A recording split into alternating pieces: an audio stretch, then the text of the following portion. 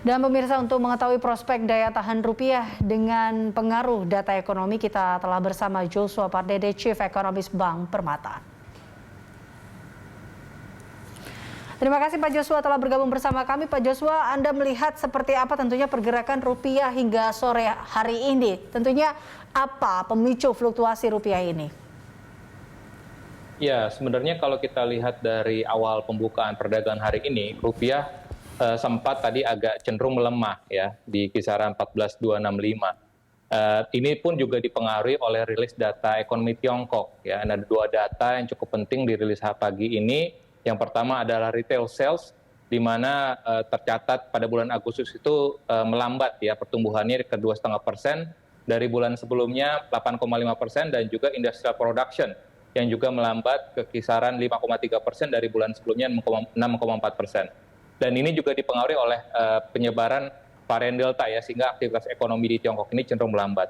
Nah, tapi setelah itu rupiah bergerak menguat ya ke arah 14.240, dan ini pun juga didorong oleh rilis data neraca dagang bulan Agustus. Seperti tadi disampaikan oleh BPS bahwa neraca dagang Indonesia pada bulan Agustus ini tercatat cukup tinggi ya, 4,74 miliar US dollar. Dan ini merupakan neraca dagang terbesar sejak Desember 2006.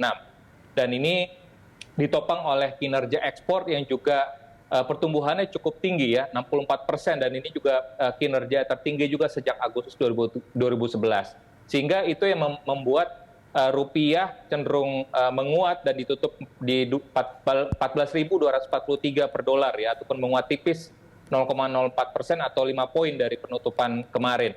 Jadi di sisi lainnya pun juga yield obligasi pun juga di sini kami mencatat juga relatif turun ya, sekitar 1 basis turun ke 6,13%.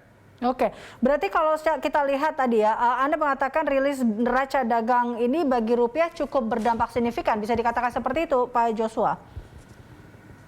Ya, sebenarnya kalau kita lihat range pergerakan rupiah pada hari ini sebenarnya tidak bergerak terlampau signifikan ya.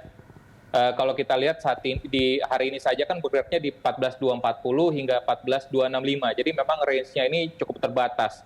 Dan ya sekali lagi saya pikir memang masih ada faktor ataupun efek rilis data ekonomi Amerika tadi malam ya, di mana inflasi juga tercatat lebih rendah dari perkiraan dan juga lebih rendah dari rilis data bulan sebelumnya. Dan ini juga mengindikasikan bahwa timing ataupun ekspektasi terhadap pengumuman konfirmasi terhadap tapering ya dari The Fed yang akan dipastikan ataupun yang akan bisa kita ketahui di FOMC minggu depan, ini pun juga menjadi tidak semakin kuat gitu ya. Sehingga makanya ini menjadi salah satu faktor. Jadi memang ada pelemahan dari dolar Amerika Serikatnya terhadap mata uang utama, sehingga ditambah lagi dengan tadi rilis data neraca dagang, sehingga ini saya pikir menjadi kombinasi ya mengapa rupiah cenderung menguat pada perdagangan hari ini. Oke, bagaimana Anda melihat prospek rupiah hingga akhir pekan ini? Apakah rupiah masih mempertahankan penguatannya atau sentimen apa yang akan berpengaruh utama? Ya, memang kalau kita lihat dari sisi rilis data ekonomi Amerika Serikat, memang masih ada beberapa data yang akan dirilis ya. Pertama tadi adalah industrial production ya. Selain inflasi di awal minggu ini, ada juga data industrial production dan juga retail sales. Dan yang berikutnya adalah jobless claim ya. Dan yang terakhir nanti di hari Jumat itu ada UMIS sentiment ya, consumer sentiment. Dan kalau kita melihat dari ekspektasinya dari beberapa data tersebut, memang ini kembali lagi rilis data bulan Agustus secara umum memang cenderung lebih rendah ya dibandingkan bulan Juli ya. Sehingga memang kami pikir memang ada potensi untuk rupiah bisa kembali menguat ke batas, atau ya pergerakannya memang masih terbatas ya, karena pasar pun juga masih akan mewaspadai, mengantisipasi bagaimana nanti rilis data yang berikutnya ini yang akan menentukan nanti arah keputusan dari FOMC di minggu depan.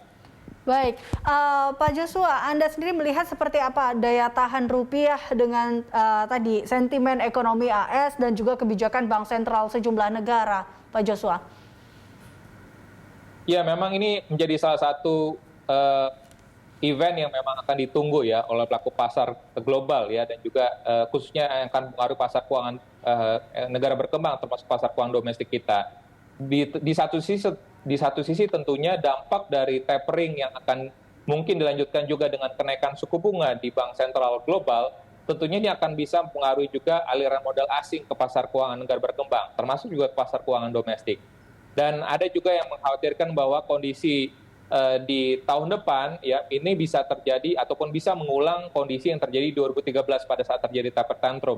Tapi kalau kita melihat dari sisi fundamental, semestinya kondisi fundamental ekonomi Indonesia sejauh ini masih relatif cukup resilient ya. Dilihat dari tingkat inflasi yang relatif rendah, lalu juga depresiasi rupiah juga yang relatif juga rendah, likuiditas ya terindikasi dari money market rate yang juga relatif rendah, sehingga kami melihat bahwa secara fundamental rupiah pun juga semestinya tidak akan mengalami goncangan ataupun gejolak yang cukup berarti seperti yang kita alami di 2013 ya. Jadi seandainya memang ada risiko melemah, kami pikir pun juga BI juga tetap akan berada di dalam pasar ya untuk bisa memastikan stabilitas rupiah, melakukan triple intervention ya, sehingga meskipun tadi sekali lagi ada potensi melemah, tapi kami pikir pelemahannya pun juga akan relatif terbatas karena ditopang oleh faktor fundamental yang relatif lebih baik dibandingkan kondisi 2013 dan juga langkah-langkah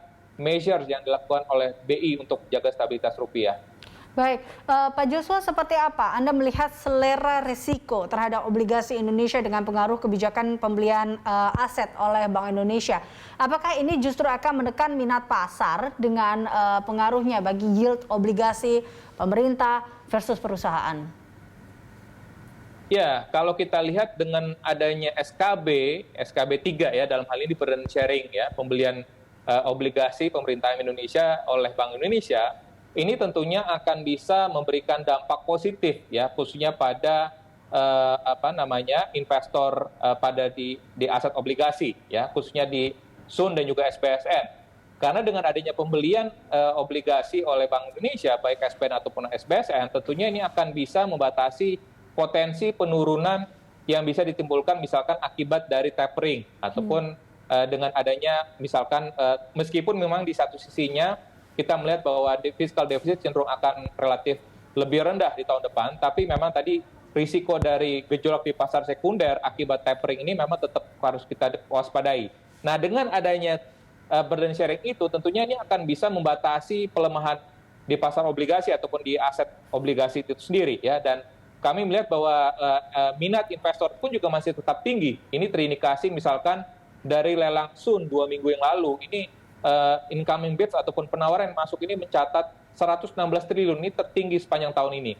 Dan yang lelang kemarin pun juga meskipun cenderung menurun ya penawaran masuk, tapi ini cenderung masih tetap baik dan ini didominasi oleh beberapa seri ya, seri FR90, FR91 dan FR92 yang memang diperkirakan seri-seri tersebut memang diperkirakan akan menjadi benchmark series untuk tahun depan ya, sehingga itu yang saya pikir minat dari investor khususnya investor asing pun juga saat ini masih cukup baik dan kita harapkan dengan adanya burden sharing ini tentunya akan membatasi tadi potensi untuk peningkatan peningkatan supply dari pemerintah penerbitan obligasi dan ini akan tetap menjaga potensi untuk harga obligasi ini tetap stabil. Baik, terakhir Pak Joshua, Anda melihat bagaimana pergerakan rupiah besok? Besok apakah rupiah masih bergerak di rentan 14.243 atau berapa? Ya, memang kalau kita lihat nanti malam ada data mortgage application di Amerika Serikat dan juga industrial production ya, yang memang diperkirakan industrial production-nya di bulan Agustus itu cenderung melambat dibandingkan dengan bulan sebelumnya. Sehingga saya pikir dengan beberapa rilis data ekonomi Amerika yang masih lebih rendah dari perkiraan di bulan Agustus dan juga tadi sentimen dari relaksasi PPKM dan juga data neraca dagang yang baru dirilis hari ini, kami pikir memang rupiah akan bisa tetap stabil ya, bergerak di 14.200 hingga 14.300 pada perdagangan besok. Baik, terima kasih Pak Joshua atas informasi dan juga analisisnya. Baik pemirsa, demikian Joshua Pardede, Chief Economist Bank Permata.